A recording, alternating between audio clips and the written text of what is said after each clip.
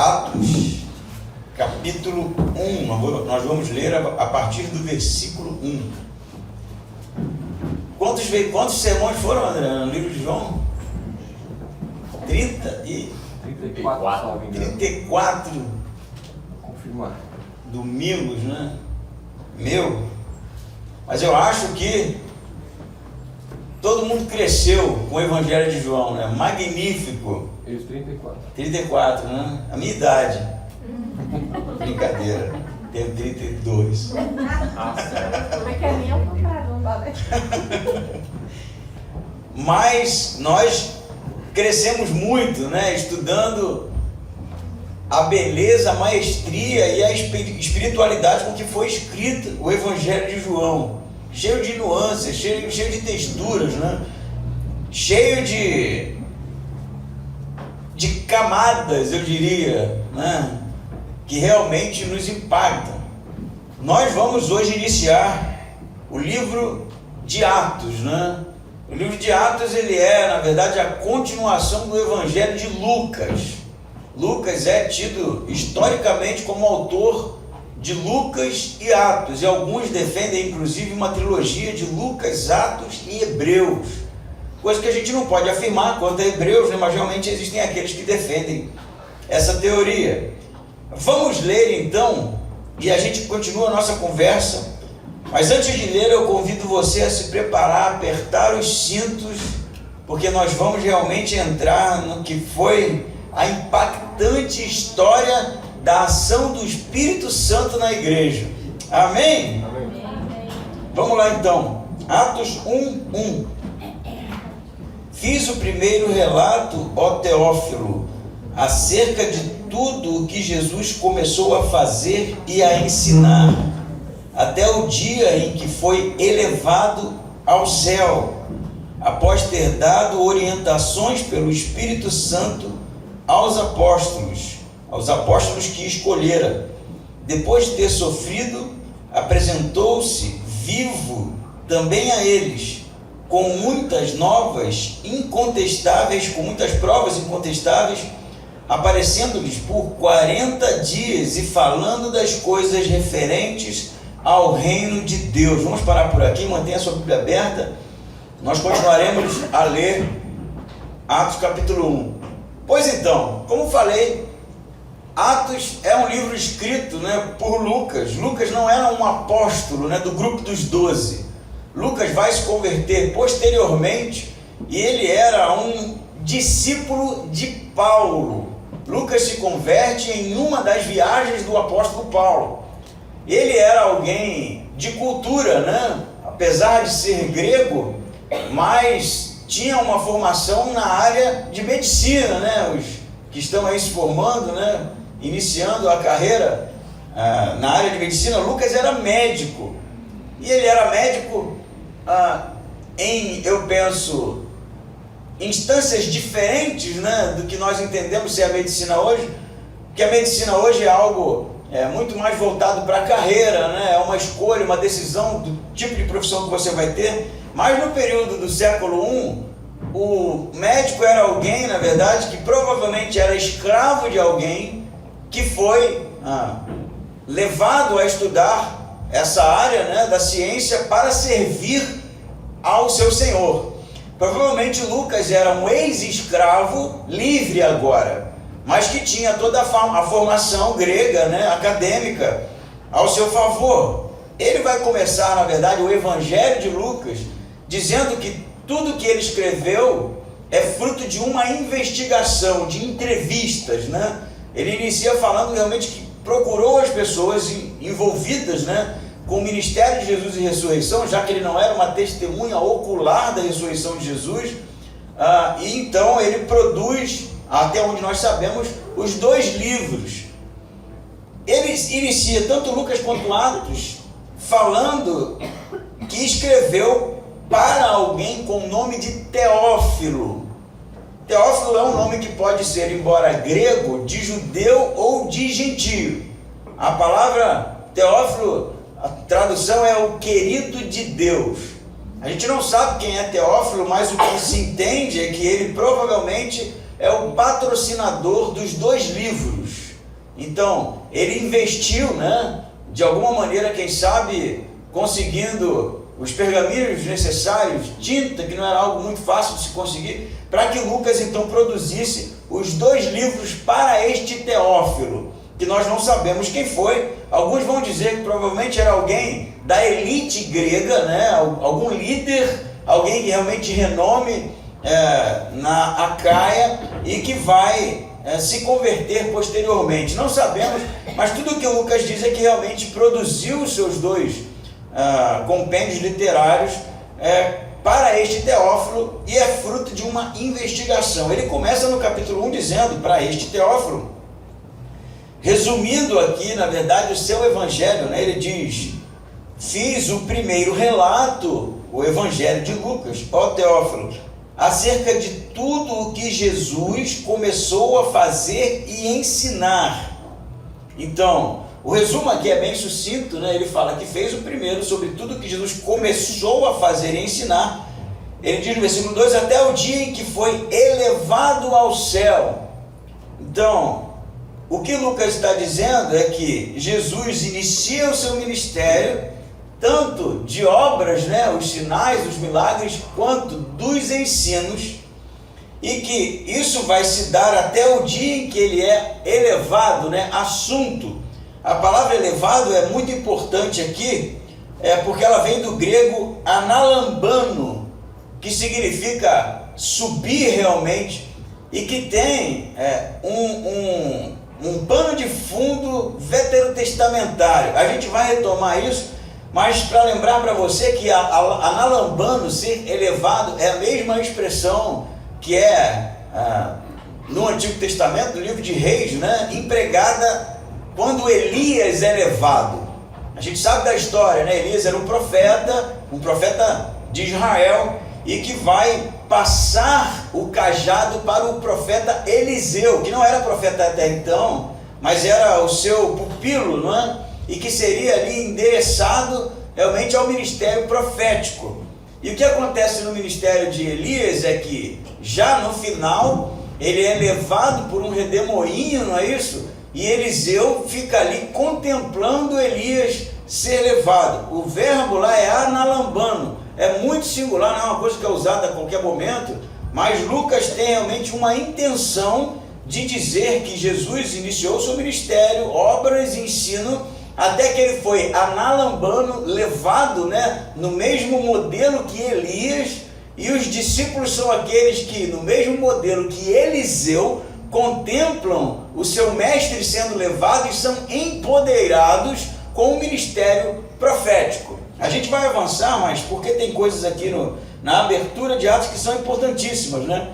Então, ele começou a fazer e ensinar até o dia em que foi elevado aos céus, após ter dado orientações pelo Espírito Santo aos apóstolos que escolheram. Então, Jesus ele vai ficar durante 40 dias, segundo o próprio Lucas, né, no livro de Atos, ensinando aos discípulos sobre o reino de Deus, não é isso? Continuação do versículo 3 diz: depois de ter sofrido, apresentou-se vivo também a eles, com muitas provas incontestáveis, né? Isso é fruto da investigação de Lucas, né? Ele conhece as testemunhas, ele conhece as pessoas que tiveram essa experiência, que o apóstolo Paulo vai dizer que não era somente 12, né? Na verdade era um grupo, segundo Lucas, de 120 discípulos no momento da ascensão, mas que a aparição de Jesus pós-morte, segundo o relato de Paulo, é cerca de 500 testemunhas ainda vivas, né, quando ele escreveu. Então foi realmente um evento público, não restrito a um grupo religioso, né, que possa gerar algo do tipo uma histeria coletiva ou algo assim. Na verdade foi público, foi realmente algo que trouxe o testemunho não somente dos apóstolos, mas de outras pessoas que também viram, e que realmente, segundo o escritor de Atos, são provas incontestáveis da ressurreição de Jesus. Além disso, né, ele diz que Jesus começou a fazer e ensinar no seu ministério, mas a palavra começou vem do grego arkomai, que é não somente iniciar algo, mas algo que tem início e tem uma continuidade. Mas ao mesmo tempo ele diz que isso se dá até o momento em que Jesus é elevado aos céus. Então, o que Lucas está dizendo é que Jesus continuou o seu ministério, arkomai, ele inicia e continua através dos discípulos. Por isso ele ensina os 40 dias. Por isso ele vai ali esticar, né, a sua existência ali comendo com os discípulos, realmente de maneira física e presencial, para dar orientações para eles. Então, vamos aqui pensar no que tipo de experiência eles tiveram. Eles viveram durante 3 anos aproximadamente com Jesus, antes da sua morte. Jesus ensinou, falou em parábolas, né? Tem toda aquela linguagem que Lucas já narrou, os evangelhos sinóticos já narraram, João já narrou, mas Jesus morre. Eles ficam dispersos, né? Não compreendem, para eles era o final, mas Jesus ressuscita dentre os mortos e começa durante 40 dias, em momentos específicos, né?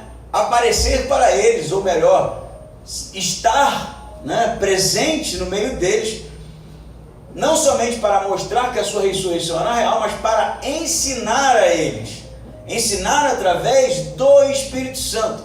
Jesus não está ensinando algo novo, Jesus está no final da história ligando os pontos, né? E passando para eles o cajado, porque o ministério de Jesus continuaria através dos discípulos.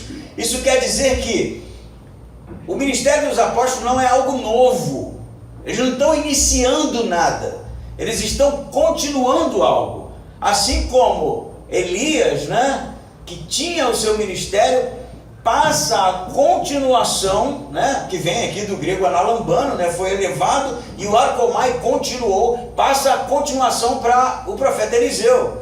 O que Jesus está fazendo é ensinando pelo Espírito Santo, na autoridade do Espírito Santo para eles, né, ali quem sabe dando aquele acabamento, né, no que eles já tinham ouvido durante 3 anos, na autoridade do Espírito Santo, porque eles agora iriam ser a continuação do ministério de Jesus. Primeira coisa que eu posso dizer para a gente, parando por aqui, é que o livro de Atos é não sobre os atos dos apóstolos, como a gente gosta de dizer, mas os atos do Espírito Santo. O livro de Atos é sobre o Espírito Santo. E a primeira coisa que eu posso afirmar para você é que a ação do Espírito Santo na vida dos apóstolos, na vida dos discípulos, na vida da igreja, na vida do cristão, é a mesma que de Jesus. É a continuação do ministério de Jesus.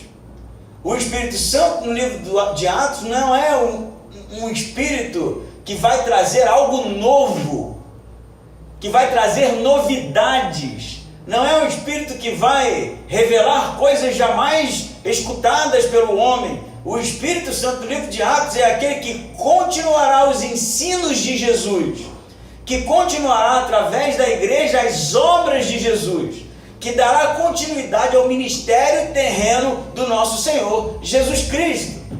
E isso eu acho, de certa forma, já esclarece muita coisa no que se entende ser o Espírito Santo hoje em dia. Porque a maneira como a cristandade lida com o derramamento do Espírito Santo, que vai acontecer no livro de Atos, tanto derramamento histórico quanto o batismo com o Espírito Santo, né? É algo místico demais, inovador demais, e muitas vezes extrapola realmente o ministério do Espírito Santo, que é ensinado tanto por Jesus quanto por os apóstolos.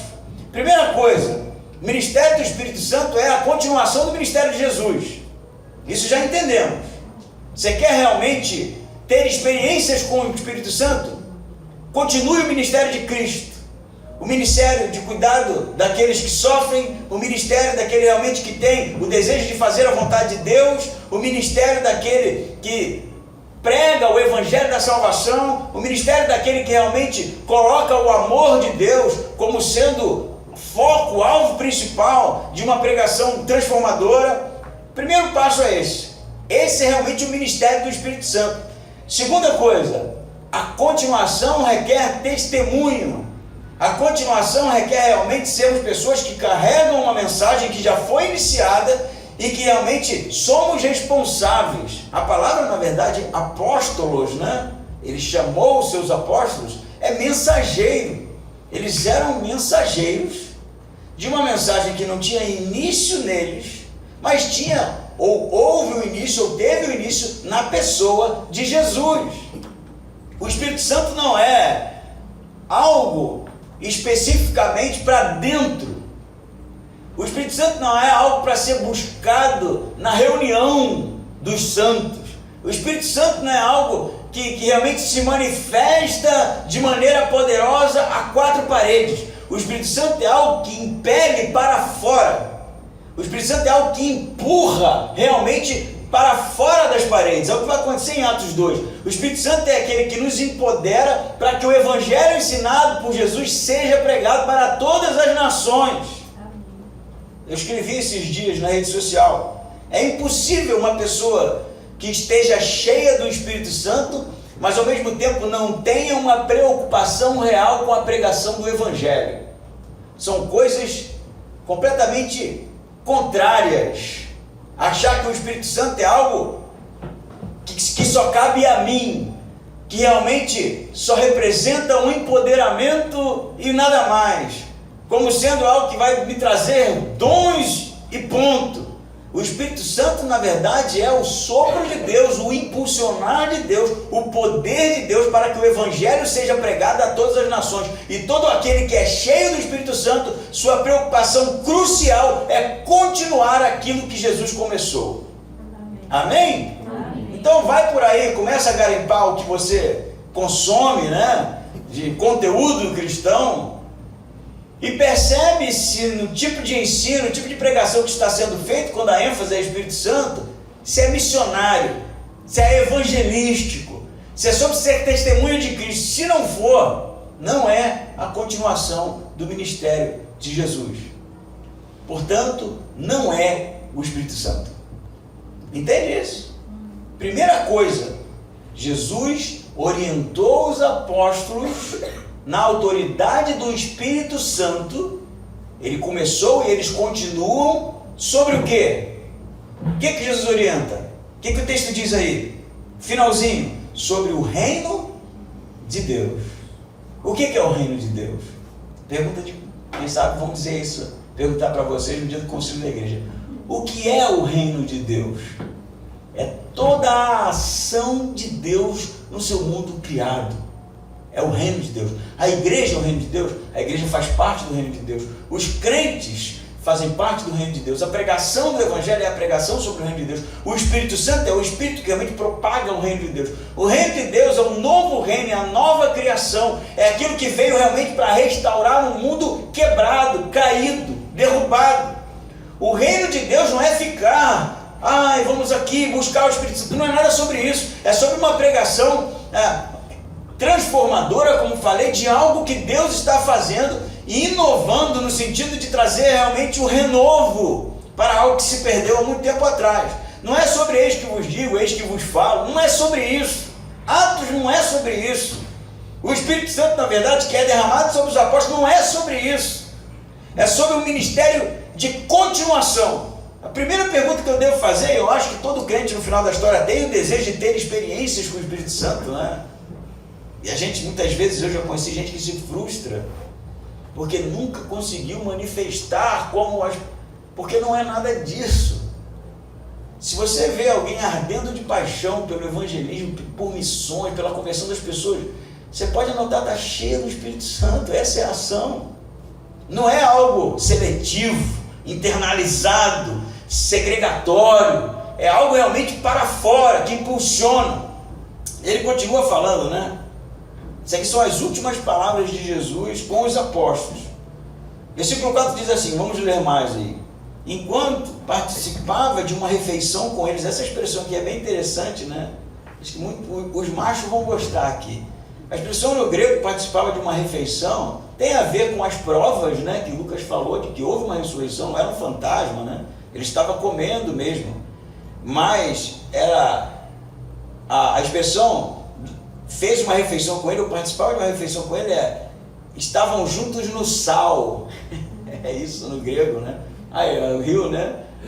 O sal era o alimento ali, na verdade o alimento ele era curtido no sal, não é? Peixe desidratado, coxa, né? Que era a dieta judaica, que era toda desidratada. mas a expressão comer junto era estar junto no sal, né? E aí o churrasco tem tudo a ver, né? Quando tem essa finalidade aqui, óbvio.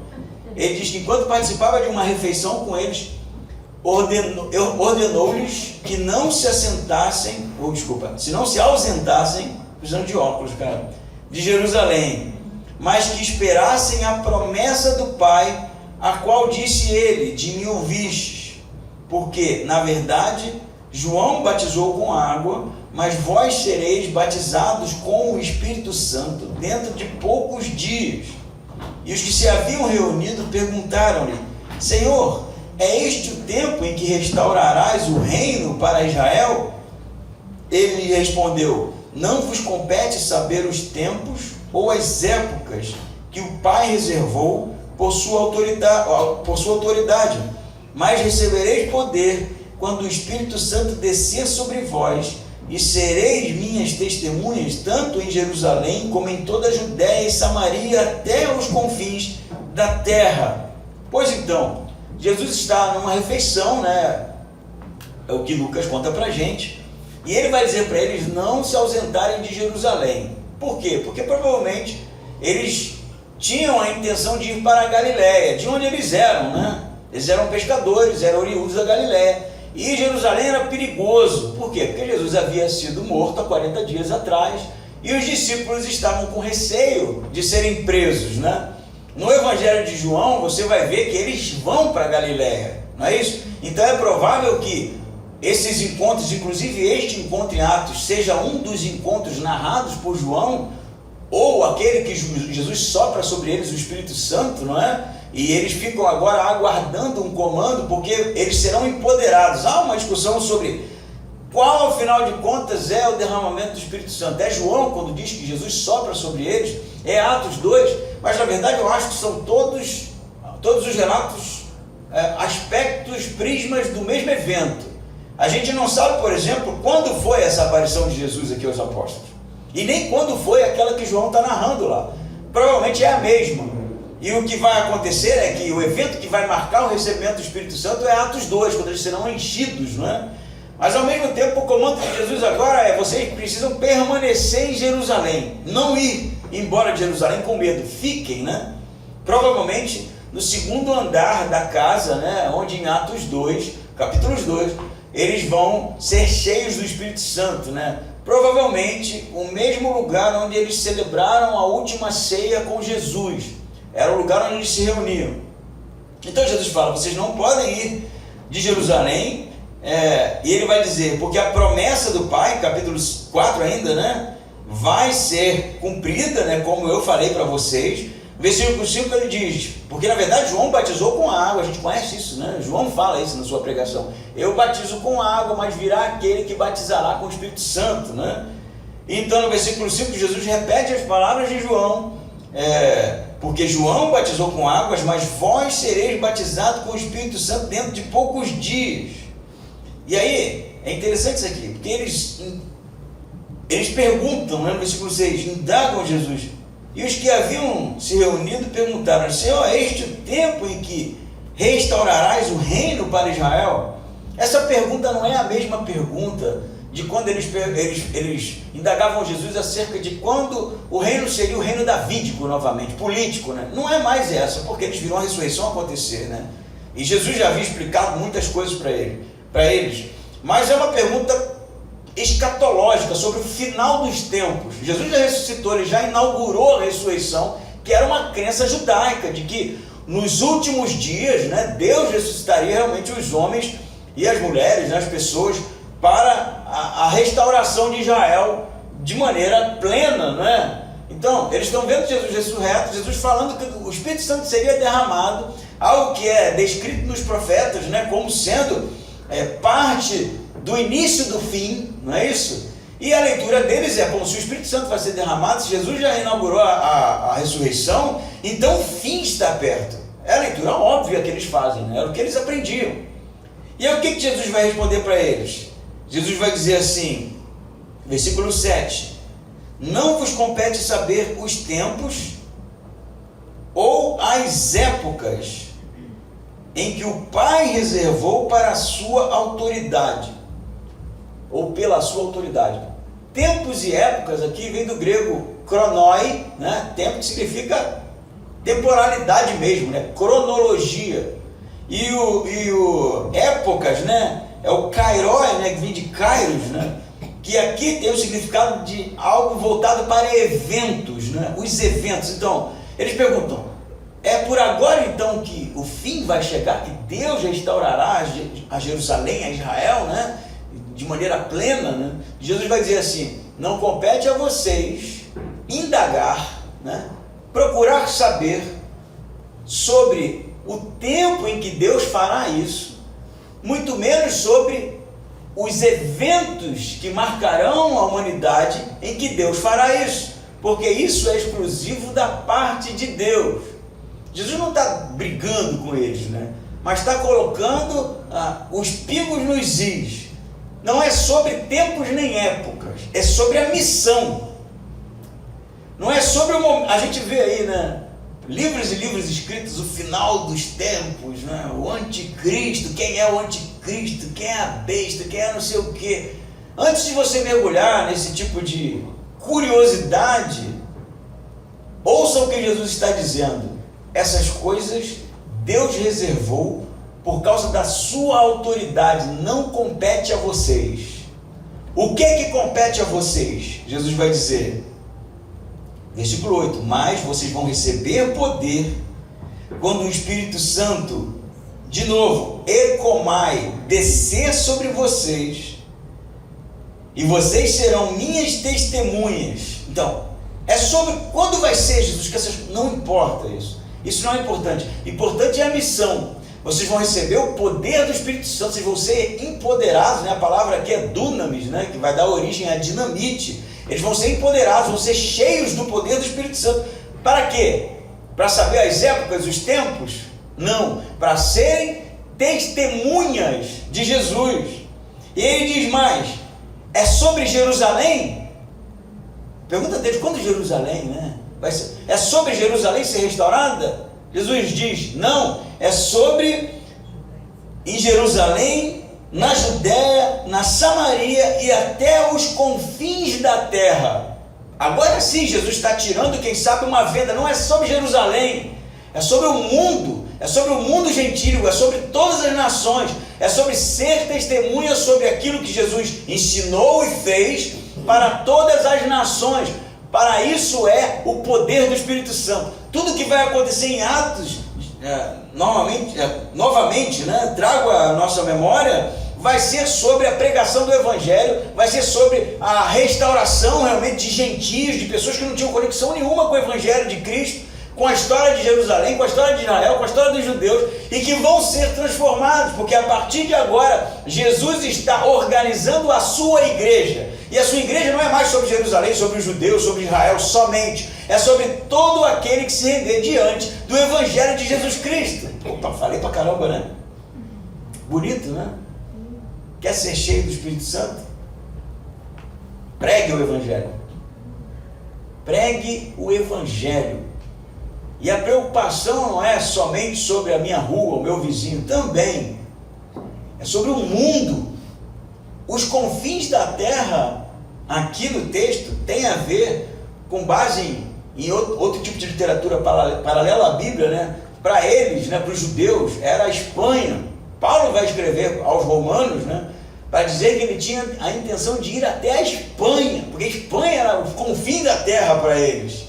É o mundo gentílico, né, num outro extremo, porque realmente é interessante para o reino de Deus, interessante para a continuação do ministério de Jesus, que as suas palavras de transformação de vida seja levada a todas as nações, e para isso é o empoderamento do Espírito Santo. Amém. O poder, o dunamis, para a pregação do Espírito Santo. Então eu te pergunto, por que vai haver o dom de línguas? Para quê? Quem ousa? Para a pregação do Evangelho. Para que vai haver o dom de profecia? Para a pregação do Evangelho. Todos os dons produzidos pelo Espírito Santo é para a edificação da sua igreja e para a pregação do Evangelho. Ponto. Não tem mais discussão. Ponto. Serão empoderados pelo Espírito Santo para serem minhas testemunhas. Testemunha de quê, gente? O que é ser testemunha? A gente fala assim, conta um testemunho aí, irmão. Eu tinha uma doença, assim, assado, e estou curado. É um testemunho. Mas é disso que Jesus está dizendo aqui? Como é que alguém pode ser testemunha de Jesus? Falando sobre a vida, obra e ensinamento dele. O que ele fez, não é isso? Vamos supor que eu tenha visto o Chico, né, salvando um menino do afogamento no rio. Eu sou testemunha disso. E aí eu vou contar depois o que aconteceu. Aí eu conto, eu vou dar um testemunho aqui do Chico. Eu tinha uma doença, foi curado. Esse é o testemunho do que aconteceu com o Chico? Sim ou não? Não. Não, pô. O testemunho é, eu vi ele mergulhando na água, tirando a criança numa... Esse é o testemunho. Eles seriam testemunhos de quê?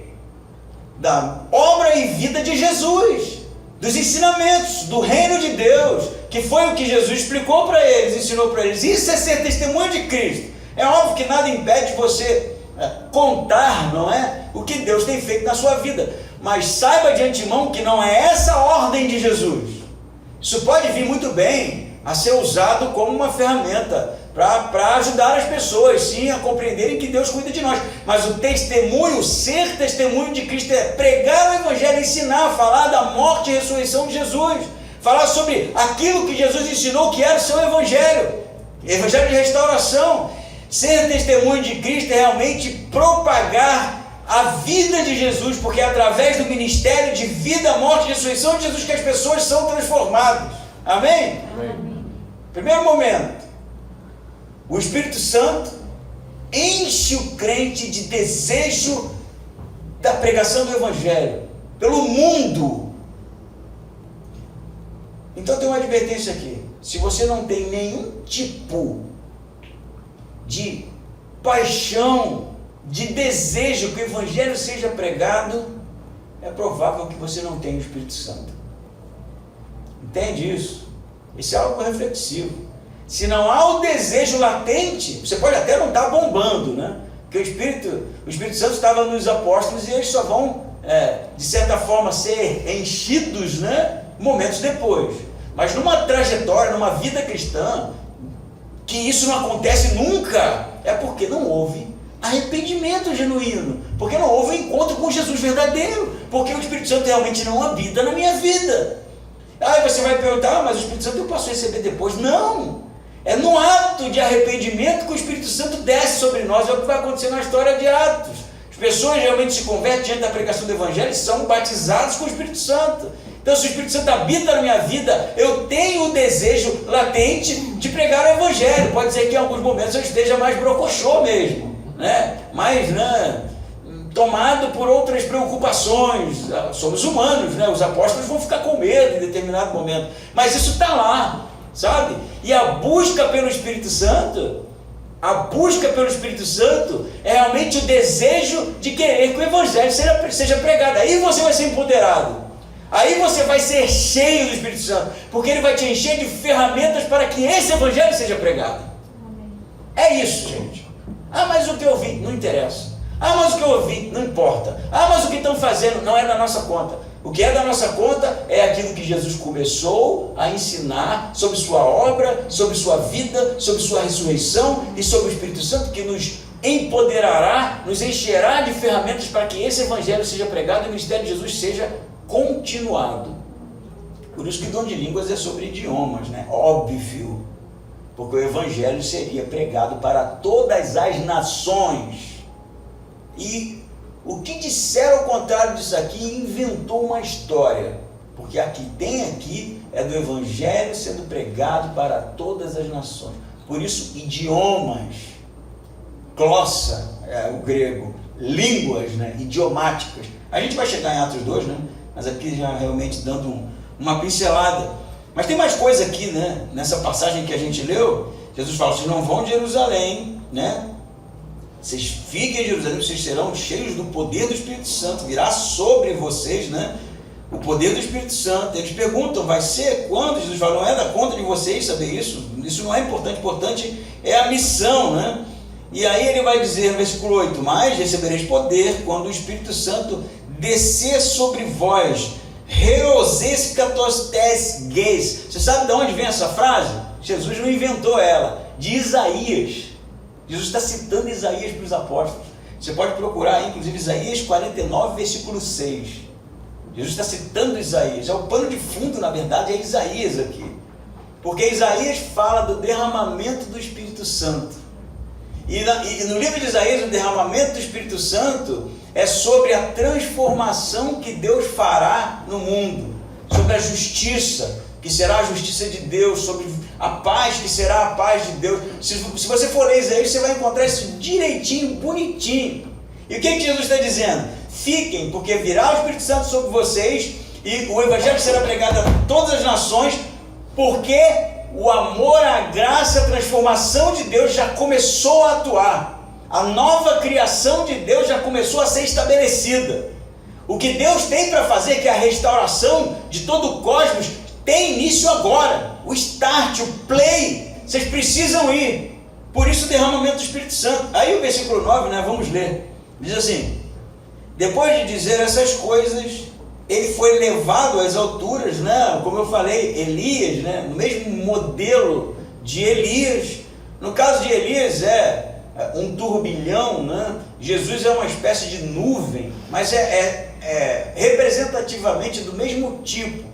Algo que é um evento físico para que eles vissem, eles precisavam ver isso, porque convenhamos, né? Se Jesus eventualmente está no meio deles e eventualmente não está, independente de portas ou paredes, ele poderia simplesmente dizer, gente, estou indo, e não está mais. Mas ele faz questão, né, de ser visto subindo, não é? Pô, me pergunta-se como é que foi isso. Deve ter sido muito louco, velho. E Jesus está aqui, gente, vocês pegam o Evangelho e pá, eu estou aqui, ó. Não, peraí, né?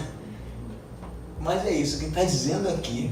E não foi uma pessoa que viu, foram inúmeras pessoas. Aí você vai dizer, não, mas que coisa louca. Eu também acho. Mas aconteceu com Elias, aconteceu com Enoque, aconteceu com um monte de personagem bíblico no Antigo Testamento. Então o que está acontecendo com Jesus, embora agora seja sobre o Filho de Deus, não é algo novo na história de Israel. Jesus está sendo elevado, né? Como eu falei, os discípulos serão empoderados. Você lembra de Eliseu e Elias? O que Elias diz para Eliseu? Se você me ver subir, você receberá o quê? Porção dobrada do meu espírito. Não é isso?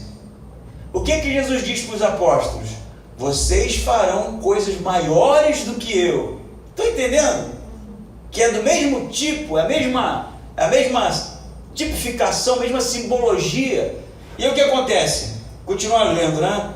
Ele foi levado, né, às alturas, e eles olhavam. Então eles viram, né, Jesus sendo levado, da mesma maneira que Eliseu vê Elias sendo levado, e uma nuvem, versículo 9 ainda, o encobriu de seus olhos. Versículo 10. Estando eles com os olhos fixos no céu, que eu acho que eu e você estaríamos da mesma forma, né? Aqui, ó. Né? Tipo assim, falar o quê, né? O que a gente fala agora?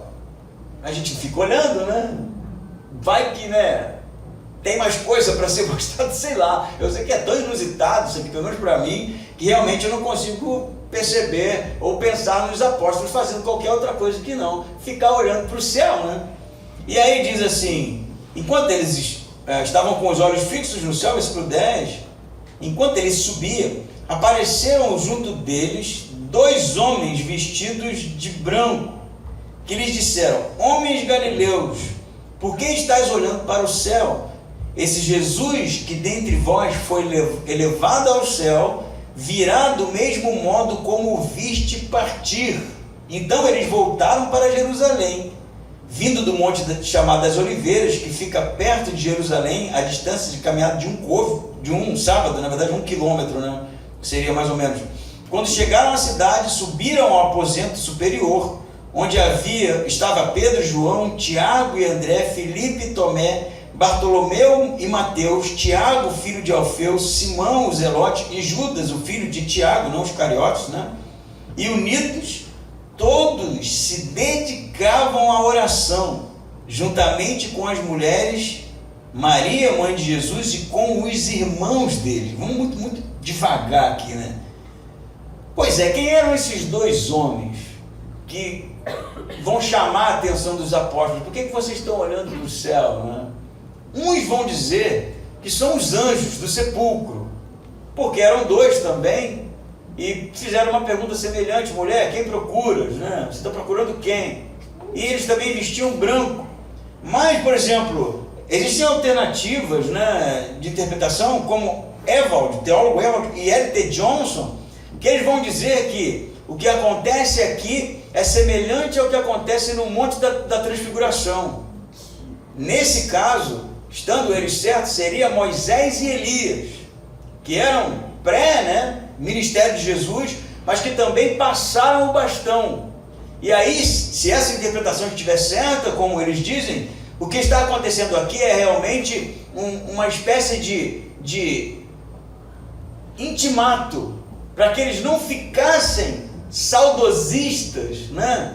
Olhando para o céu, quem sabe tristes, porque não possuem mais aquele relacionamento físico com Jesus, mas por conta da urgência do comando de Jesus para que o Evangelho fosse pregado. Independente de ser Elias ou Moisés, independente de ser anjos, o papel desses dois aqui é tirar os discípulos do tipo de relacionamento contemplativo com Jesus, e que isso fique claro, contemplativo com o reino de Deus, daqueles que ficam olhando para o céu, esperando, quem sabe, respostas, e que eles viessem a meter a mão na massa. Então a coisa é assim, vocês estão olhando para o céu para quê?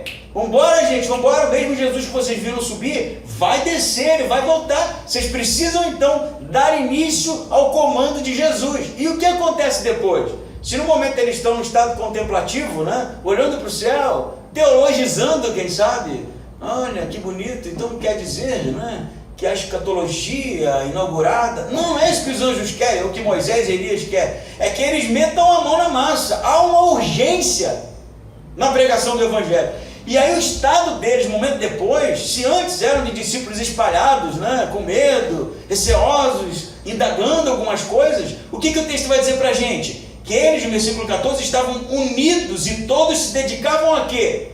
A oração. Que tipo de oração? Sobre o que eles oravam? Sobre o direcionamento que Deus daria para a igreja. Quer buscar o Espírito Santo?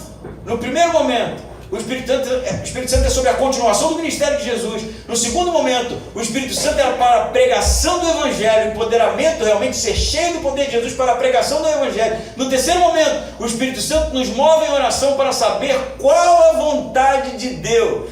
Era isso que eles faziam. Você sabe que na história aqui tem um elemento aqui bem interessante. Quem está aqui com eles? Juntamente com as mulheres, Maria, mãe de Jesus, e com mais quem? O que eles estão fazendo aqui? Eles não acreditavam em Jesus. Você lê a história de João e dos sinóticos, eles falam que Jesus parar com aquilo, que aquilo ia dar errado, que ele ia terminar morrendo. E o que acontece agora? Os irmãos estão lá. Provavelmente por causa de quê?